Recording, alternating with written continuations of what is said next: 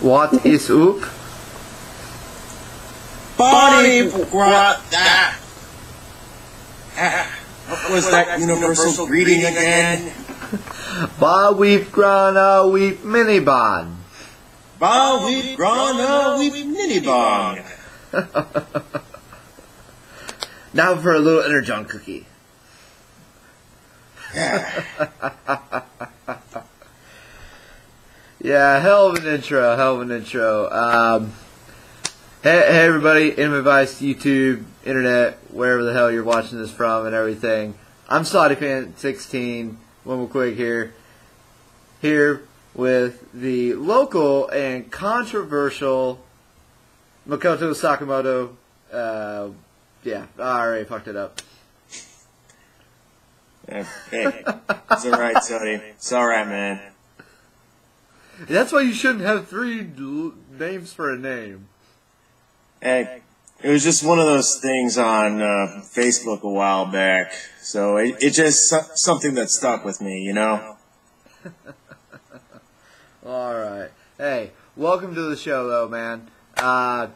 Great to be here. Yeah, good. We'll kind of start things off, kind of like what you've kind of like been watching and reading or whatever recently. Well,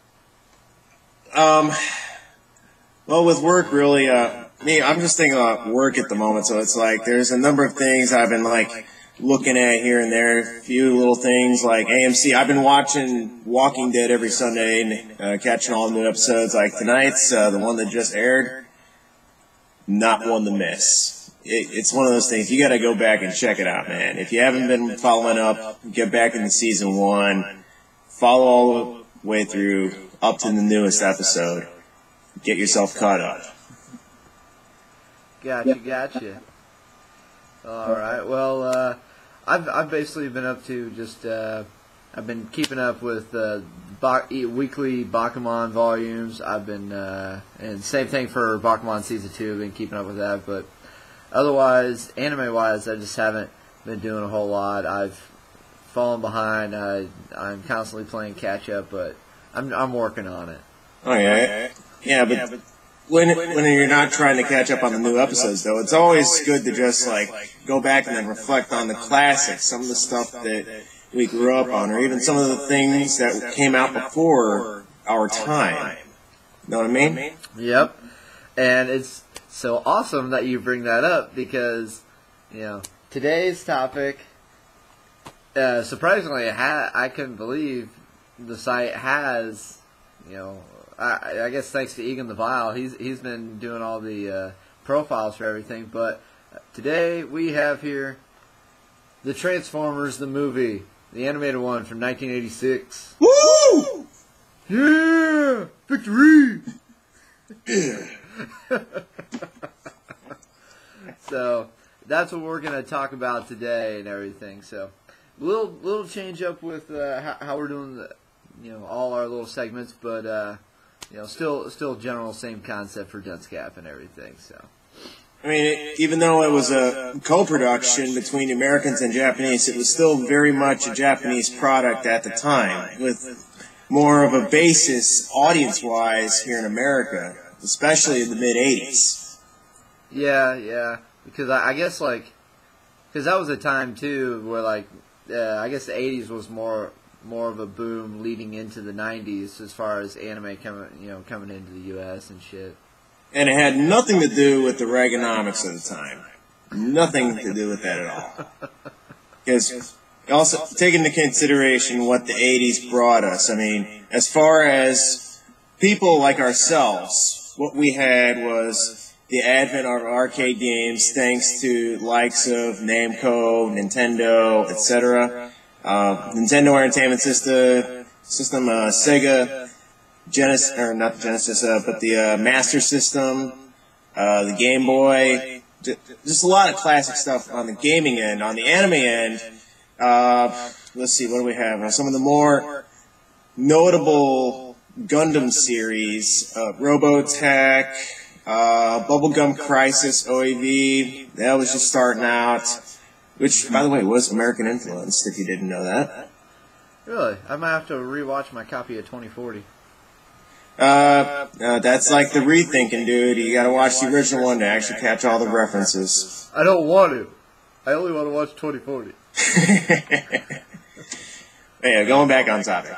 Yeah, but I mean, go along with that. See, that's when we had Akira come in too. So. Oh yeah. Can't miss that one. You cannot miss that one. The streamlined dub apparently is one to not miss. I enjoy it. I enjoy it quite a bit. I have a Blu-ray right there.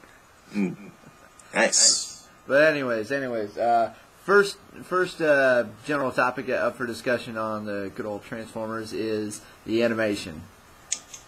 The animation. Well, you have to. Let's take into consideration once more the time period in which this was done in. This was all very much all nicely done, hand drawn, etc. Maybe a little bit of computer touch-ups here and there. They were just starting to play around with that. Number studios were starting to play around with that in the 1980s, and significantly Disney themselves, even though this was not in any way, shape, or form affiliated with Disney. It's a notable fact as far as animation is concerned.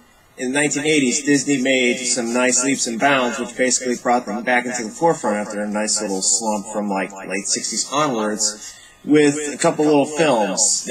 Namely, the first one, computer-generated everything, put themselves like at the forefront of CG, the one and only Tron.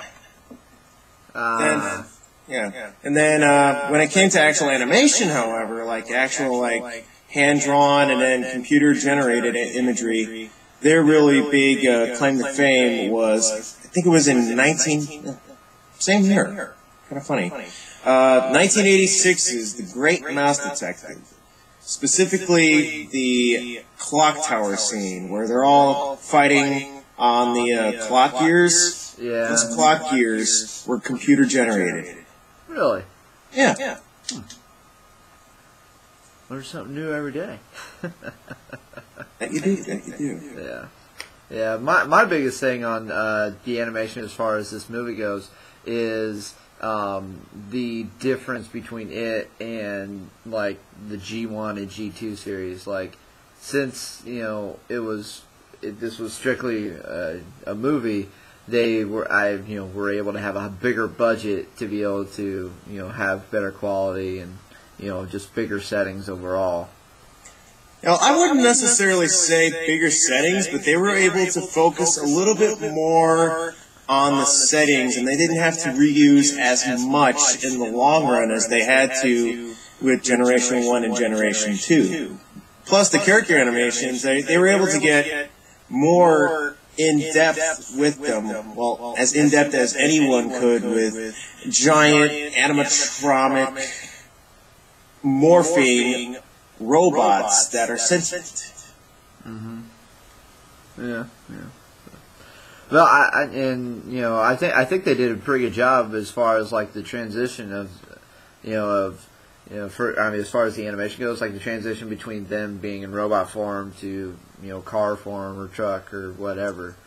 Yeah, for the most part, it's very much like that. Save for one little instance, it seemed just a little bit jarring, like towards, I want to say, the middle of the film where Optimus Prime, this was after he transformed into truck form, or like during the transformation between truck form and normal Autobot form.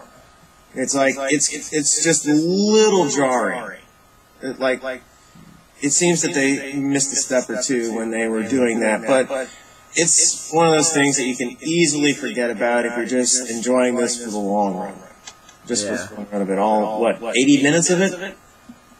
Yeah, I think it's like right around 90. Huh. Something like that, yeah. Not a whole lot, pretty easy to watch.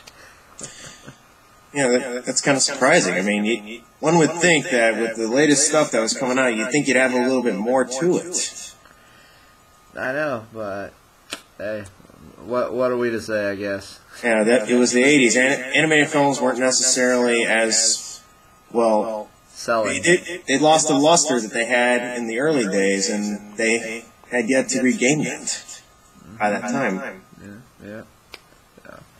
Well, alrighty, I think we've kind of covered that bit, pretty nice and everything. So next up, we're gonna talk about like the story of the movie and everything, which given how the transfer, like how the whole franchise is.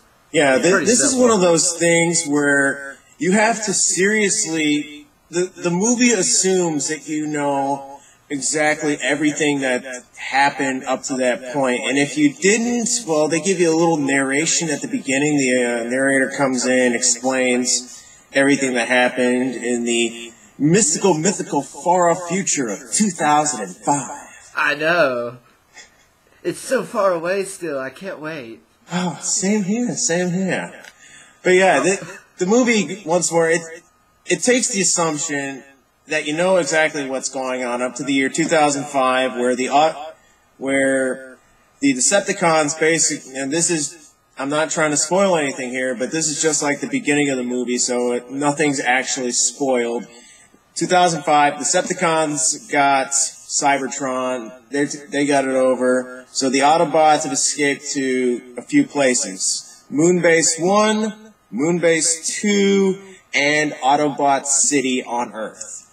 That particular location, however, is not present in the original Generation 1 series. Did you know that?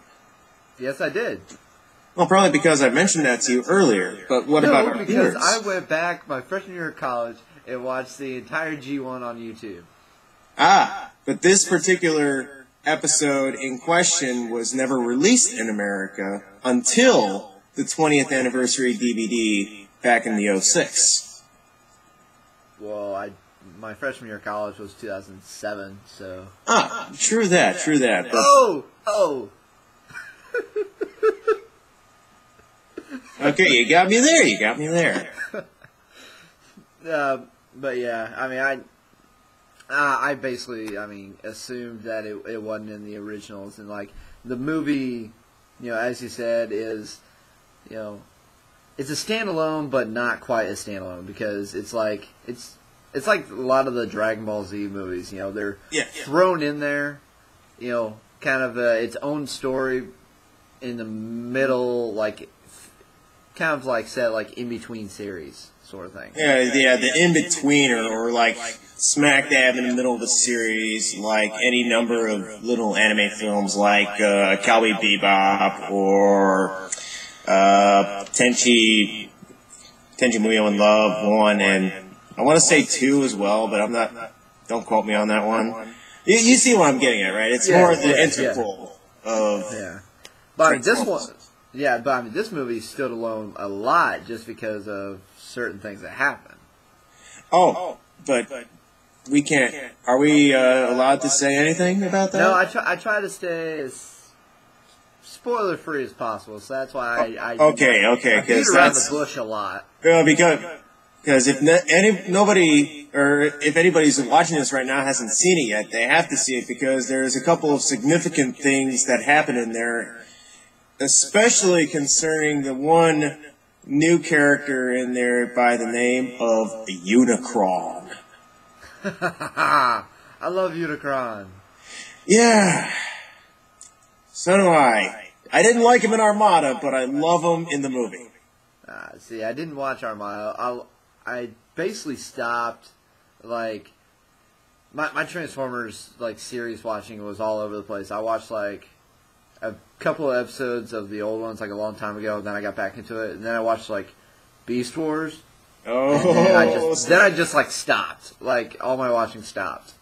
Because I thought you would have caught Armada when they had it on Cartoon Network's Toonami many, many moons ago. Yeah, basically, I think Toonami, I stuck to the actual anime and just kind of, like, stopped. I don't know. No, it actually was actual anime for, I think, 1 or 2 seasons worth, but it kind of got weird, and then I just dropped it. It kind of took a hero's twist, unfortunately. Gotcha. Can't have the good guys winning too much. Well, it's not so much that they win too much, it's just that it gets weird. Like, fast. I see. Well, good thing this movie didn't. Oh, yeah, true that. It just kept just kept it on going fast. Well, not as fast as, say, other little things, but it kept it at a decent enough pace to where we got a little bit of action here, a little bit of drama there, maybe even a little bit of comedy here with the Dinobots. Yeah. Me, Grimlock, don't like you. Me, Grimlock King! You can trip if I can trip. I know, that one's really hard. You gotta have a high-pitched voice for that thing. Yeah, but I mean, a lot of fun voices and everything, and we can kind of talk about the voices and everything to go along with the next section for like the characters. Oh yeah, exactly, the characters. But there's like a couple of them there. Obviously, Dinobots are known. Most of the Autobots, once more, you have to have known about the original series before going into this. So you had to know about a number of the Autobots. You had to know about a number of the Decepticons. Plus, there was the new characters, like, obviously, Unicron. He had not been seen before. Yeah. And, I want to say RC as well, because up until that movie, I don't think I saw her in any of the Generation 1 episodes. Not that I can think of offhand. Yeah, she must have been, like, completely new, because I hadn't seen her before that movie came out. Yeah. Let's see. Oh, Hot Rod, of course. Oh, Hot Rod, yeah. Played by the ever-popular Judd Bender Nelson. Breakfast Club? Anybody remember that? Hmm? No? Yeah, let's see, who else? Oh, yeah, the Junkians. I love those guys because when I first saw this movie and everything, like I thought they were like kind of like creepy and like scary or whatever. Cause like I watched this religiously when I was a kid. I know it's like the Mealy's Mutual. I mean, like they're gonna pop up. You know exactly what's gonna happen to them, but they still creep you out nonetheless. And the fact that they're voiced by Eric Idle of Monty Python fame, it's just icing on the cake. Yeah. Oh wow, he's got such goofy lines, goofy lines in that. Yeah, most of it taken from. Oh wait, I'm not gonna say anything. That'd kind of be a spoiler, wouldn't it? Yeah.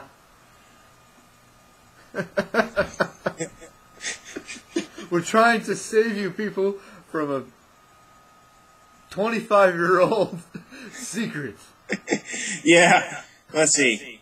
The one thing that's not a secret, though, is Spike from the original series. Here, please note that the original series itself obviously took place in the mid-1980s. This takes place a good 20 or so years later, so he's obviously a much older gentleman now, so we focus not so much on him, but on his son, one of the new characters, Daniel.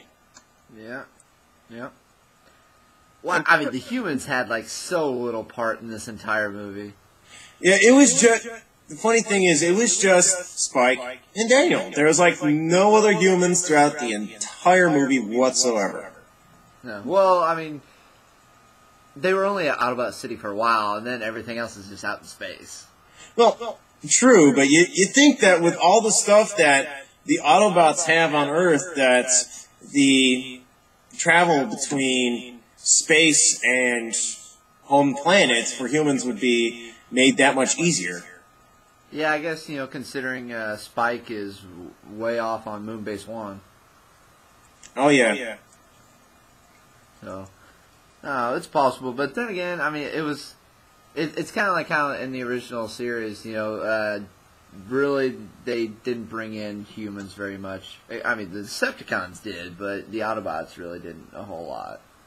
Yeah, well, if the Autobots ever brought them in, it was to try and figure out something about the planet that they didn't know about before. Kind of like what they're doing in the live-action movies, but on a more diplomatic basis, more upfront and actually open about the fact that, hey, we're here on your planet, and we're here to help. We're here to defend you against these guys over here. Who are trying to take your resources.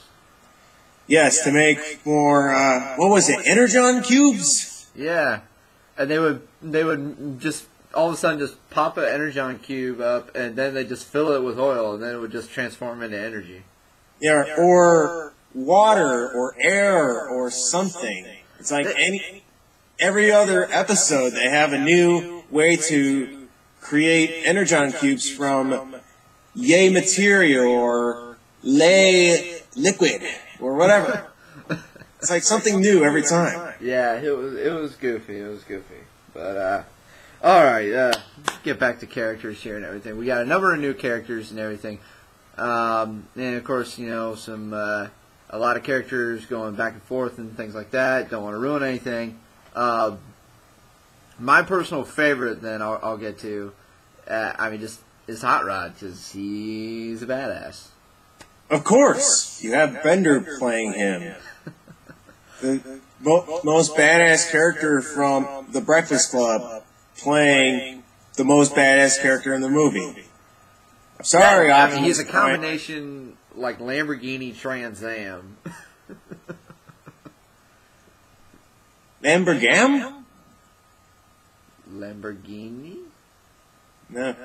If it's a combination, Lamborghini Trans Am, so Lamborgham or Transgini.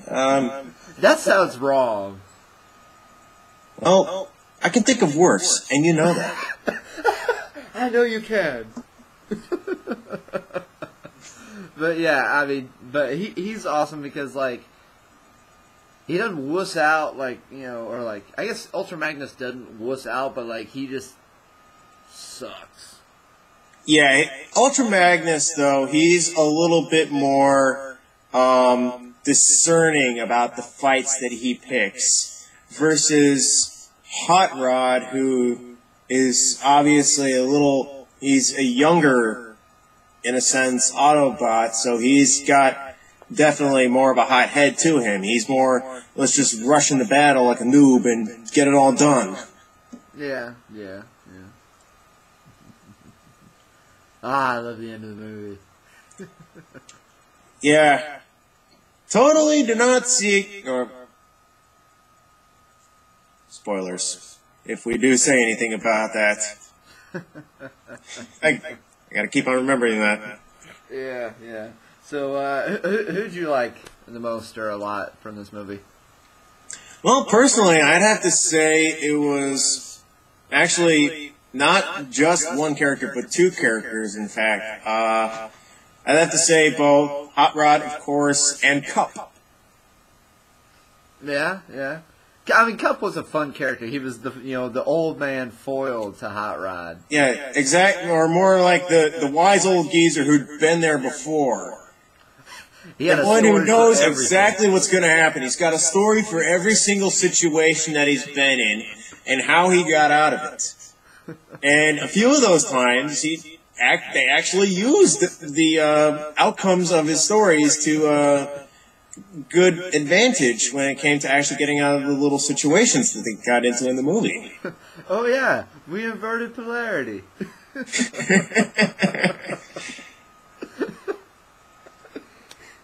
Yes, in case any of you viewers are wondering, the other night we sat and watched this movie at the exact same rate.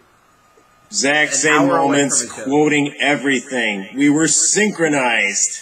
It was hilarious, and it was awesome. It was one of those things you actually had to be there to see. Yeah. But it was good. Got us back into the swing of things. Yeah. But yeah. I guess, generally for the sake of, spoilers and whatnot, we won't really cover too much more of the character bit and everything besides the fact that, I guess, we have mentioned Unicron, but Unicron is just a giant, planet-sized, planet-eating transformer. Yeah. I mean, basically. There's no real rhyme or reason as to what Unicron does. He just does it. He eats the planets, and there's really only one thing that actually stands in his way, and I don't know if it was actually ever mentioned in the series or not. I'm gonna have to try and look into this a little further. But the only thing that can really stand in his way is the Autobot Matrix of Power. Now, whatever goes on with that, you guys get to find out on your own when you watch it on your own. That's right. So, we'll move on then. Oh, wait, but who was he voiced by? Hey? Who voiced Unicron? Oh, yes, who voiced him? The late, great Orson Welles. Interesting story about this. Considering the fact that Orson Welles, the movie was released in 1986, and that's also the year that Orson Welles himself died, this is his last film for all intents and purposes. They had brought him in, like, when they were doing the recording for the movie, and by this time he was, like, on a respirator and everything. And he didn't even know what in the hell Transformers was by the time he was doing this. By the time they took him out, he still didn't know what the hell it was. He thought it was just something that was going to be a bunch of crap. So he did his little lines, but he didn't finish them all because he had more failures later on and died subsequently. So what they did was, when they were doing the recording for the movie, they actually took the voice samples that they had from him, from his already recorded lines, and put them through a synthesizer, and then finished the rest of his lines via that. Wow. See, it's just something else. But hey, at least we got, a really cool voice for, for a villain. Yeah, well, that also leaves the question, the other new character whose origins will not be revealed in this video for spoiler purposes. The name of that character is Galvatron. Galvatron. What did he say his name was? Galvatron. And who is he voiced by? I forget. I know, I'm horrible. I'll give you a hint. Pointy ears. Was in one of the greatest science fiction television series ever. Star Trek. Come on. Who is he? Leonard freaking Nimoy. There it is. Yeah. Leonard Nimoy. There we go. But... okay, here's my little character tidbit too for everyone. You got a character introduced. I can't remember if he is in any of the series or not, but Blur comes in here and he talks really fast. And so the voice actor for Blur at the time, or at least at some point around the time of Transformers when he voiced it. The voice actor held the world record as the fastest talker. Everything. Funny thing is, he still holds that record. He does? He does still hold that record. I thought I had seen that he lost it, but hey. That's if cool. he did, I have yet to see who the name of the person was who actually took away the record from him. Because, I mean, who else do you know of that can speak 580 words a minute? Sure. I don't think I can do anything at 580 a minute. We're going to be silent on that one. Don't put more thought into that. I actually did. I did. I'm sorry. Facepalm.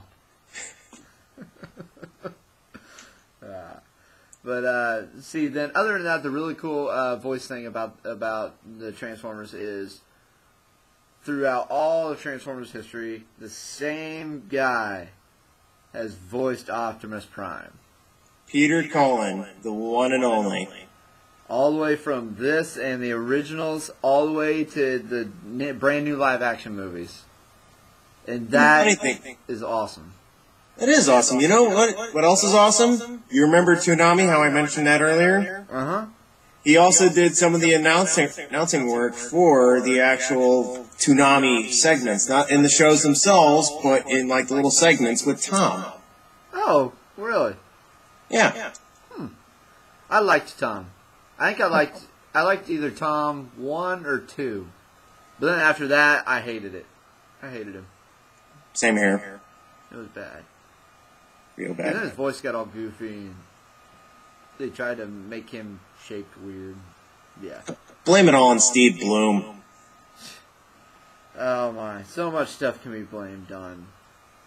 I don't know. So much. Yeah. I mean, Cartoon Network, damn it.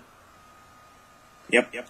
But, alrighty. We've already been mentioning this a bit throughout here and there, but the relationship of this movie to the series. And I guess we've actually mostly covered how it's just kind of like one of those in-between sort of things. Yeah, interquel as we... Yeah. Yeah, you know, it's just kind of like one of those semi-original stories that just kind of gets thrown in where it assumes that everyone that's watching it already knows what's going on. Everything. But it's a fun ride, you know, because it's only, 85 minutes or whatever long. So it's really, simple to go ahead and just sit back and be like, cool. Yeah, but what would those 85 minutes be? Well, aside from nice little action and sound effects and voice acting, where would it be without a good little bit of music? I don't know. Here. I don't know. I'll show you. It will be nowhere, actually, but I feel like it's just so much better with it. Okay, folks, while he's playing around with that, just a quick note. If you've ever watched Rocky IV, you'll probably get a good idea of what the movie sounds like in a sense. It's gonna be a good little bit electronic, like upbeat electronic or downbeat electronic, depending on the particular scene that you're watching. But in any case, it's gonna be electronic. But is that necessarily a bad thing? Come on. It's Transformers. They're all electrical, electronic, mechanical beings. It shouldn't really matter if it's electrical, electronic, techno, or dubstep. I don't think those last two were even invented in the 80s. I don't think so. I know dubstep for sure, but... well, one should be glad because we have a little thing called the internet to be able to do nice little searches for us. I know. My phone freaked out. I hate it. I even made a special playlist just for this. Yes. Well, you know what? It's just... For your little playlist, it's just gotta open up like this.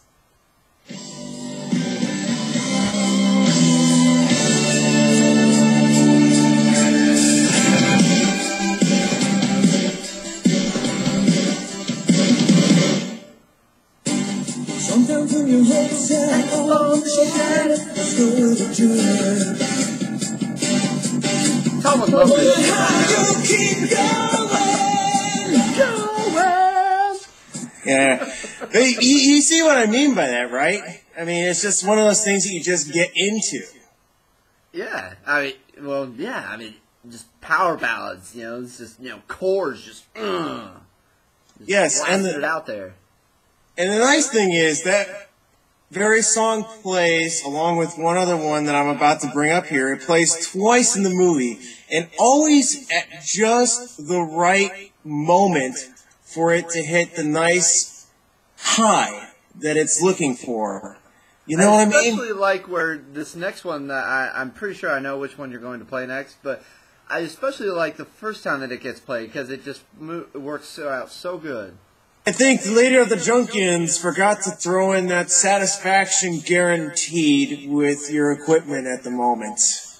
I think so. I think so. Because Yes, but apparently operators are not standing by either. yeah, they are not. But when they are, they have. You got the touch. You got the power.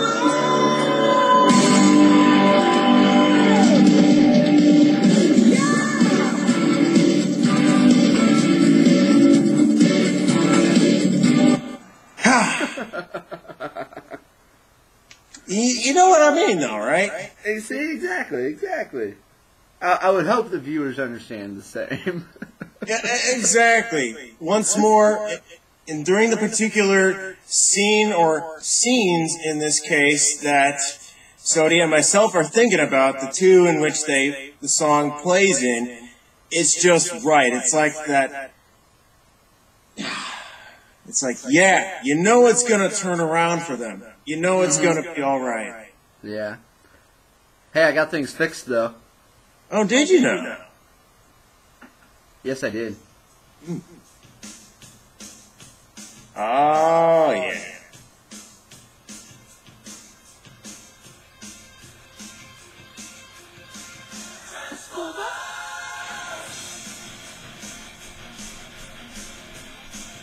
I feel like I look like Buckethead.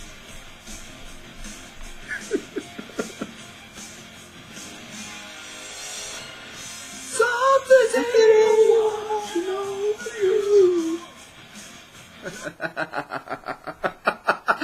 Yeah, just keep going. Yeah, but once more, that only plays twice also, once more in the entire movie.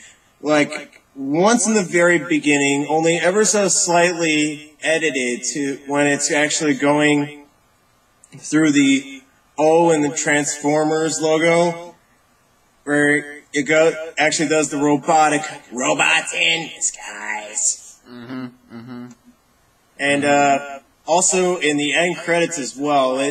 The editing is not quite as easy to catch unless you actually have the soundtrack on you, but it's actually been extended. They actually just like replay a portion of the song between the guitar solo and the last verse, which means they basically play through guitar solo and then go back to verse 1 and then just a little bit of guitar solo when it hits the high note, and then it goes to the last verse and then the end of the song to finish off the credits. Oh, yeah. It's one of those things that you actually have to know exactly what to listen for, at what cues, etc. I feel like I've started that at such a perfect time when you were talking. Exactly. And also of note, the soundtrack itself, there's a couple releases for that. There's the original one on LP, cassette, and CD from Scotti Brothers, and then there was another one, I think it was from Hasbro. It was released in, I want to say 2007 or 2008, also part of the 20th anniversary thing. I actually did it in 7. That's why I looked at, why I was looking around at it. But if you want to be really cool, like me, you buy the 2-disc 20th anniversary edition that has a T-shirt print on it. So you can get a T-shirt with an Autobot print. But there's something better. Where did you? May I ask where you got your copy from when you originally bought it? eBay. Here's the cool thing. When I originally got it back in the 06, I just happened to be at a local Costco. And it was in a 2-pack with something most interesting indeed. Now, I will let you go over some of the features that the DVD set that you have in your hands has. I will be right back. So, fans? Yay! You get me now! Alright, I'll kind of explain to you guys, like, what mine has. It's, like I say, it's a 2-disc and everything. The first disc has the theatrical widescreen, while the second disc has the full screen version of the movie. So you automatically got two, the movie twice right there. And like this one also has this really cool version. It's the entire movie, but it's called the Autobot Matrix of Knowledge.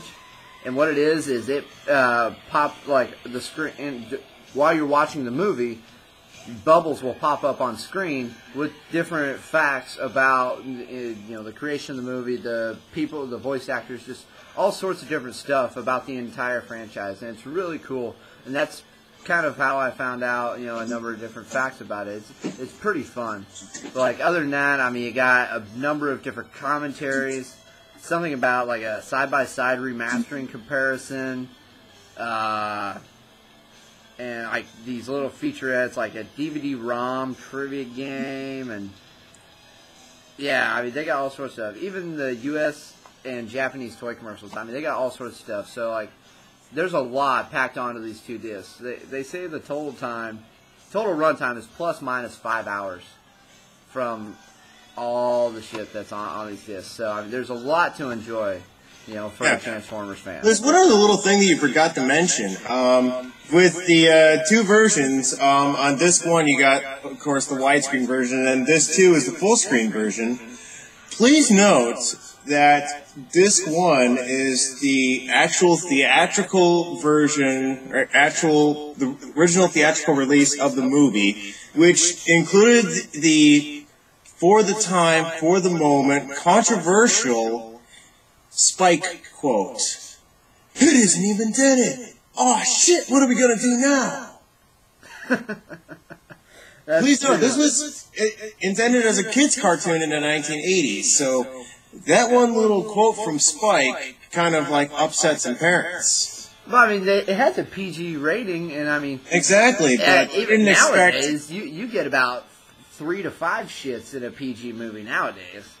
Yes, but this was the 1980s. So they were pushing it, and it was animated. Exactly. That's how you get away with stuff. You animate it, and then you make them cuss. Yeah, kind of like what they did with heavy metal. But anyway, on the second disc, the full screen version, that was the original home video release. There's like a couple little things cut out here and there, a couple other little things added as well. Like in the very end, what they don't have in the theatrical version, on the full screen version, they actually have another, like a closing commentary or a closing monologue from the narrator about everything that's going on now past that point. Oh, I had no idea. And now, for me to one-up you, you got yourself a little t-shirt decal from a copy you bought on eBay. Well, this was a brand new copy, too. When I was at Costco, my copy was brand new as well. And it came with, for the uninitiated to Transformers as a whole, more than meets the eye, the original 3-part pilot to Gen 1. Oh my god. Oh, that's good. That is good. That's one of those things where it's like a store exclusive or exclusive to like a particular area. This was one of those little things that you actually had to know what you're looking for, know exactly what it is you're looking for before you just like pick up and you're like, yeah. Yeah. Plus, this is also perfect because there's a lot of kids now growing up and they don't know about the original Generation 1 Transformers. What better way to show them than with the original animated movie? Because remember, this was before even the first live-action one was released back in the 06. So it also had the, let's see, yes, on the widescreen version, it had the sneak peek and trailer for the first live-action Transformers movie. And also the Season 1 pilot miniseries on a separate disc. That's cool stuff. Cool stuff. But now, I guess since we've pretty much covered everything and all that, I know I would personally now love, now that pretty much, the live actions have been summed up, everyone's gone, dead, whatever. they should make a live-action version of this movie. I would agree with you on that one, but here's the thing. If this same exact sequences, music, character development, etc., would it fly today in today's culture-saturated society?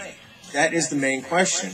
I would love to see it too, but would it do as well? And I'm not saying the original movie here actually did. It actually tanked in the theaters when it was originally released, unfortunately.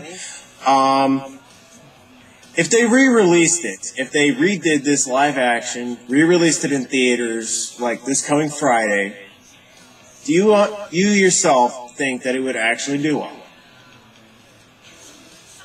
I'm not so sure exactly. I mean, as long as they strictly followed the movie and just just straight up live actioned it, and that's like it, didn't do anything special or spooky or whatever. Like not throwing in a heroine and shit like that. I would totally enjoy it because I would just love to see Unicron in live actionness. Yes, but I think the people said the same thing when it came to 3D and A Nightmare on Elm Street.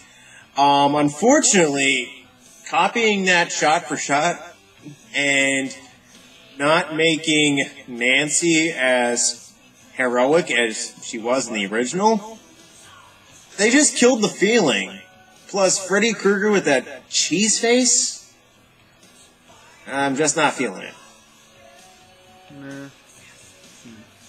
I don't know. I guess it'd be another one of those things which we as anime fans have to do a lot of give and take on.